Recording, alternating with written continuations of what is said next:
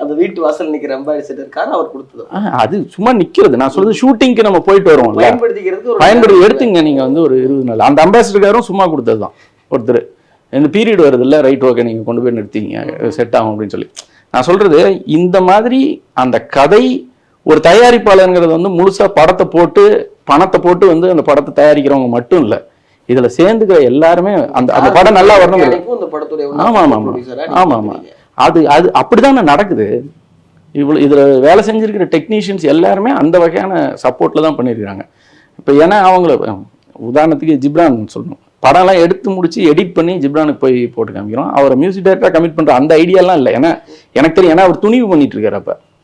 அப்போ